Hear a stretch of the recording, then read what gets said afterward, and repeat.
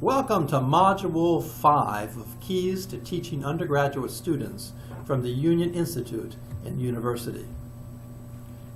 My name is Tom Frederick, and the title for Module 5 is Building on a Master Syllabus.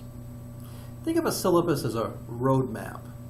Without a plan or some form of organization, you will never reach your destination. Here we have a map of an international city, London. Imagine landing in London without a roadmap, without a GPS, without something to tell you how you're going to get someplace. Fortunately, here we have a roadmap. It's in red. It takes us through various points and leads us to a final destination. Most universities will hand the professor at least a master syllabus. Some will hand you a master and a teaching syllabus. These are your roadmaps. The university should make it perfectly clear which parts of the syllabus are set in stone and which parts you will have academic freedom to alter as you see fit. It will be your job to choose the best route. A master syllabus usually contains the following: a course title and number, a course description, course outcomes, course outline, a textbook, and specific university policies as academic integrity or ADA procedures or support services. Usually the components of the master syllabus have been approved by a faculty curriculum committee.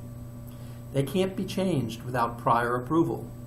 This is the part of the syllabus that is set in stone. The remaining parts of the syllabus are called the teaching syllabus. The professor usually has great flexibility with this section. The parts of the teaching syllabus include the order of activities, the specific content, the class assignment, and the grading procedures. There's a relationship, a very important relationship, between the teaching syllabus and the master syllabus. They are closely correlated. The order of activities from the teaching syllabus should be based entirely upon the course outline of the master syllabus. The class assignments from the teaching syllabus should directly correlate with the course outcomes in the master syllabus, and grading procedures must be devised with desired outcomes, and the outcomes are listed in the master syllabus with those desired outcomes in mind. Here's a chart showing you how to get it right. It's your task in the teaching syllabus to create the content, but in order to create the content, you must refer to the course outline in the master syllabus. It's your job in the teaching syllabus to create the assignments. However, those assignments must directly correlate to the outcomes that are listed in the master syllabus.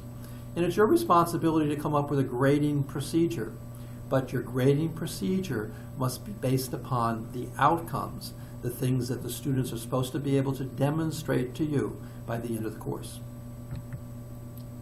Let's talk first about the course content and the course outline. The curriculum committee has carefully selected which topics are to be covered in which class. It's your responsibility to plan your course within the framework of these topics.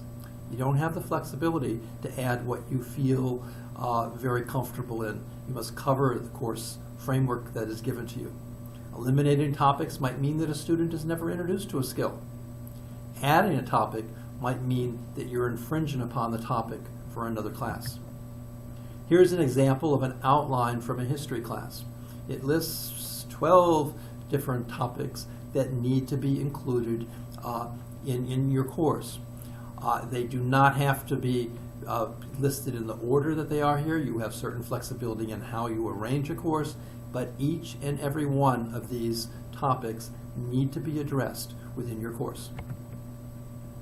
A curriculum committee has also carefully created the outcomes for your course. The expectation is that all students should be able to achieve these outcomes by the end of the term. Your assignments must be carefully designed to test your students' acquisition of these outcomes. They must be carefully designed to teach your students so that they can acquire these outcomes. It's highly recommended that assignments be coded to the outcomes so that students can see the direct relationship. Here's an example of an assignment and an outcome correlation. Here's the assignment. Complete a 3 to 5 page paper comparing and contrasting the phonetic approach to teaching reading with the whole word approach to teaching reading. And in parentheses, outcome 3 and 5 are listed, which references the assignment back to the outcomes so the students can see what it is they're trying to demonstrate to you by completing this assignment. An important fact: all outcomes should be addressed by class activities and/or class assignments. All outcomes should be addressed by class activities and/or class assignments. All outcomes should be addressed by class activities or class assignments. All, very important. Grading procedures and classroom assignments are rarely mandated by university committees. However, care must be taken to assure that grades reflect mastery of required content and outcomes. In the same way that assignments need to correlate to outcomes, grading procedures must correlate with these assignments to the outcomes. Grades must be balanced to measure the accomplishments of students on established outcomes. Here are some considerations for grading. Consideration must be given to each individual outcome within the grading procedure. Grades should be weighted depending upon the importance and the involvement of each assignment. Consideration should be given to learning modalities. Grades should not be weighted too heavily towards one type of modality. That is, you should not have a majority of your grades be written papers, or a majority of your grades be tests, or a majority of your grades be forum discussions. There should be a mixture of all of these. In topic 5, in module 5, we're going to be talking about the following topics: the purposes of syllabi, organizing your course content, creating course assignments, and assessing student work.